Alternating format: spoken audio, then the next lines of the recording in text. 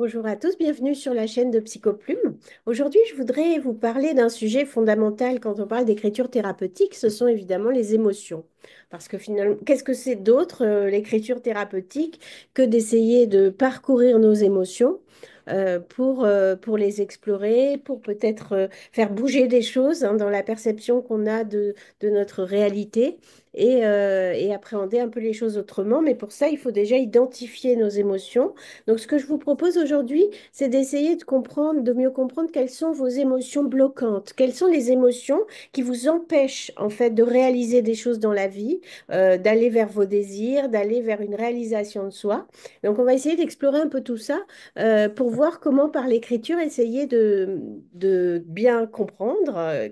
Ce qu'il y a en nous et aussi de le dépasser. Prenons, si on prend la peur de l'échec ou le doute ou la tristesse ou la peur, euh, et on prend une action. Par exemple, puisqu'on parle d'écriture, disons que je veux écrire et je suis bloquée dans l'écriture.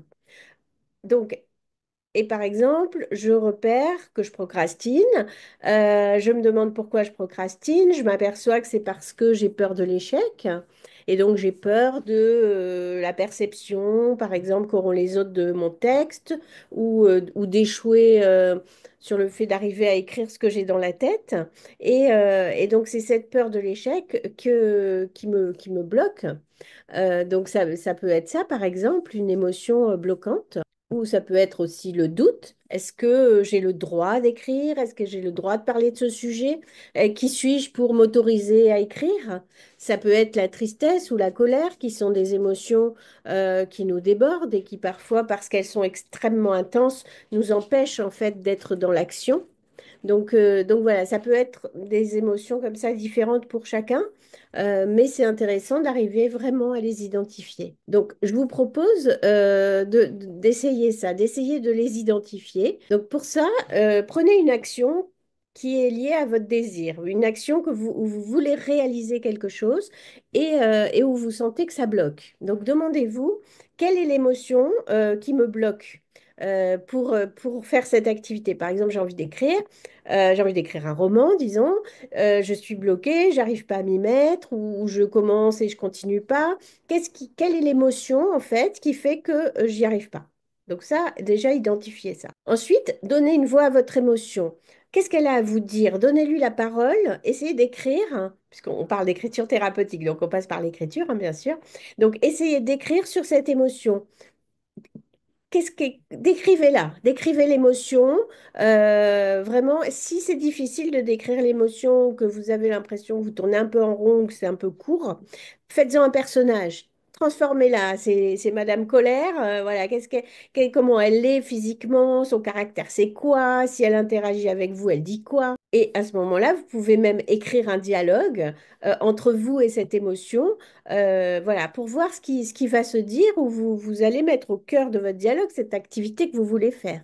Évidemment, bah, si je vous propose de faire ça comme consigne d'écriture, hein, d'écrire ce dialogue avec cette émotion et de voir un peu ce qu'il en sort.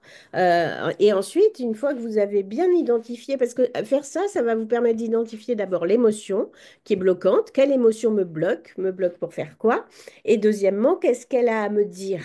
Parce une émotion, ça monte et ça descend, mais ça monte et ça redescend que si on ne la bloque pas. Si on la bloque, elle reste intense, elle reste coincée en nous et on peut rien en faire et on reste coincé avec ça et c'est bloqué. Le système est bloqué.